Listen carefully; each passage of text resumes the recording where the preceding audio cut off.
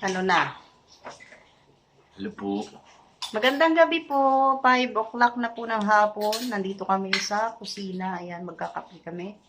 At nandito tayo dahil magluluto po tayo ng ulam para mamayang gabihan. Pero bago yan, magkakape po muna kami ni Pure Health. So, ito na po yung iluluto natin. May manok. May hiniwa na tayong bawang. May sibuyas. May saging na saba, 5 piraso po yan. Tapos isang pirasong patatas na malaki. At syempre, haluan natin ng pechay. Ayan na, magluluto na tayo. Dahil alas 6 na. So, ito po, una natin gagawin ay ipiprito po natin yung patatas at saka yung saba. So, ayan po, mainit na yung mantika. Ilalagay na natin yung saging.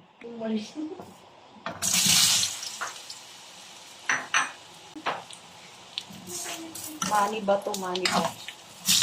Yung saging natin.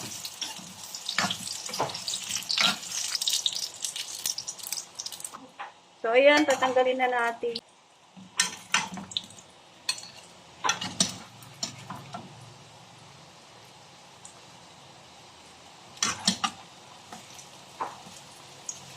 May nasunog.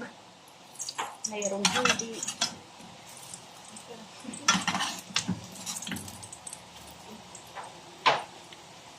Tapos, isusunod na natin yung patatas.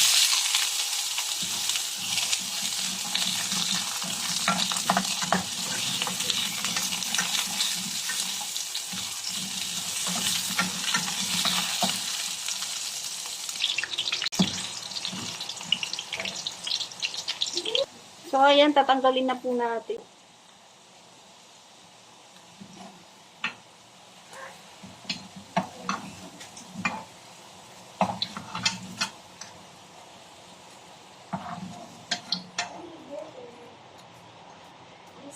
Ayan, tapos itatabi muna natin. So, ayan, naghiwa pa tayo uli ng 2 saging dahil nilantakan ni Pure Health. Buti na lang, may 2 piraso pang natira. Sarap kayo. Mani ba lang kasi yung kinuha ko, yung masyadong malambot. Sarap guys. Yummy. Ayan. Sarap po talaga pag prinito. Kaya nagpahabol siya ulit. Muntik ko nang maubos yung panghalo niya. Try ko. Ayan na. Akin na, tanggalin ko na to.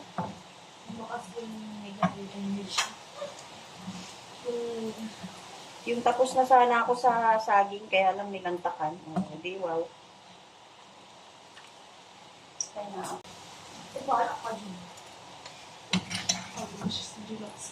Oops.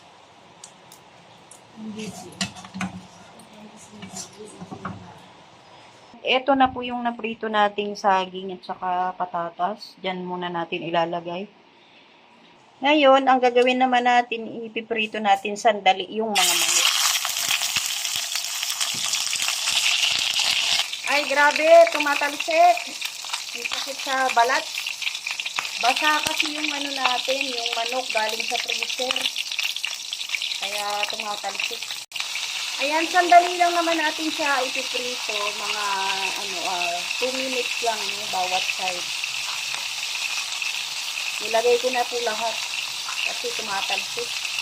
Nag-iba na po ng kulay ang manok natin pero hindi pa po lahat.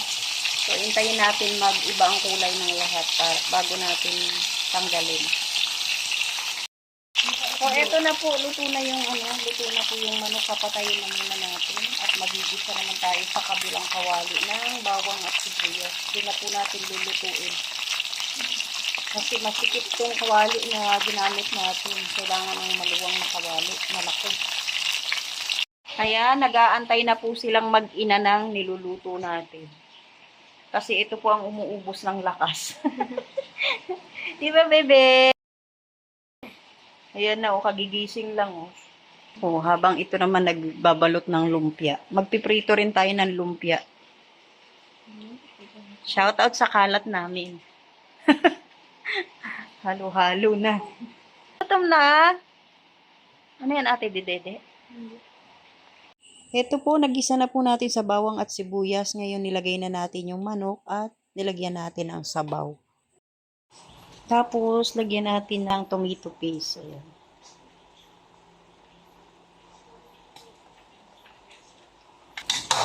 Sasaluin natin.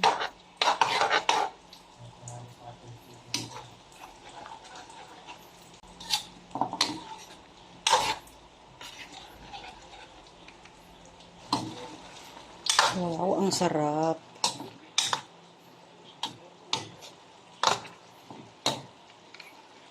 Tapos, dagdagan natin siya ng konting tubig para lumambot yung manok. Tapos, lagyan natin ng konting asin. Konti lang.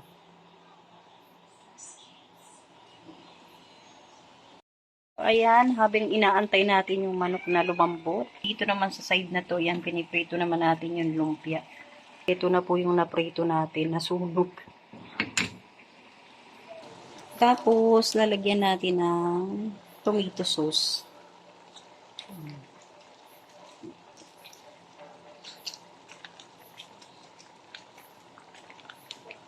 Maliit lang to na tomato sauce. Ayan.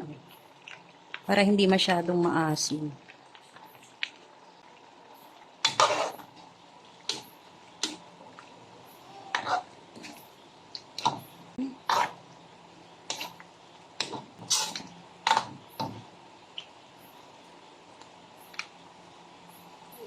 Tapos, lalagyan natin ng paminta. Paminta.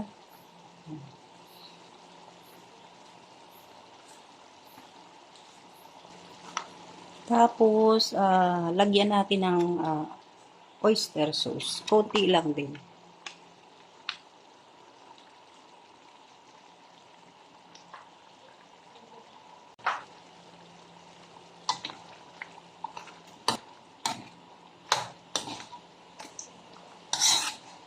Nalagyan na natin ng tomato sauce at saka tomato paste. Ngayon lalagyan natin ng pampalasa.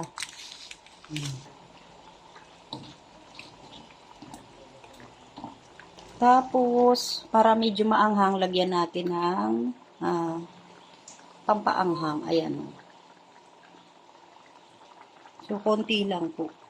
Kasi maanghang po ito. Ayan. Para lang may kunting anghang. Tapos, hahaluin natin.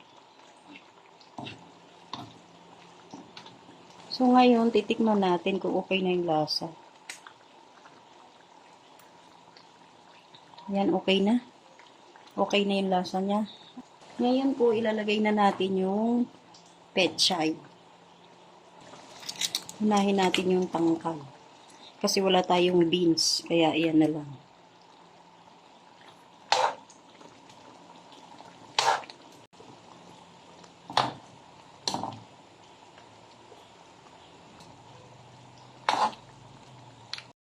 Okay na yung tangkay, ngayon ilalagay naman natin yung dahon.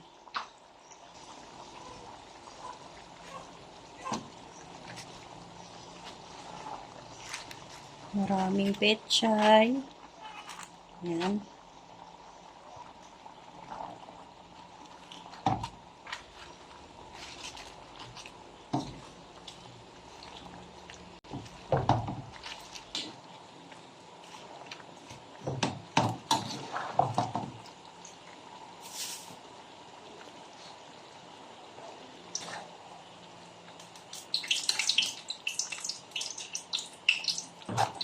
Malambot na po yung pechay, ilalagay na natin yung patatas.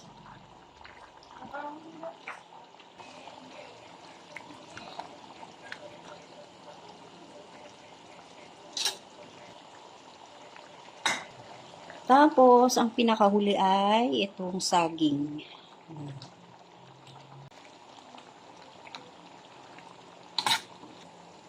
Ayan na. Luto na ang putsero. Nasa ilalim yung pechay. Ang pangpinali, lagyan natin siya uli ng paminta. Yan. O, diba? Okay na, luto na po. Pwede nang kumain kasi luto na rin po itong lumpia natin. So, ayan, nagkakainan na po yung pamilya. Tapos na eh, oh. May saging, oh. Ang kalat ng mesa natin, eh. Tapos ka na, be?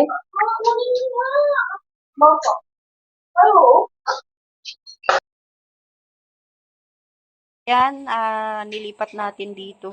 At nakakain na yung mga anak. Ito na lang yung natira. Wala kasi tayong takip dun sa malaking kawali. Kaya dito natin sinalin. Para may takip. Ito, matatakpan kasi natin. Ayan, oh, para safe yung ating pagkain. Si Pure Health ay wala pa. Wala pa po siya. Kaya hindi pa po tayo kumain. Yung mga anak ko lang muna. Salamat po sa lahat ng manunood sa akin pong vlog. God bless po. Magandang gabi at mabuhay.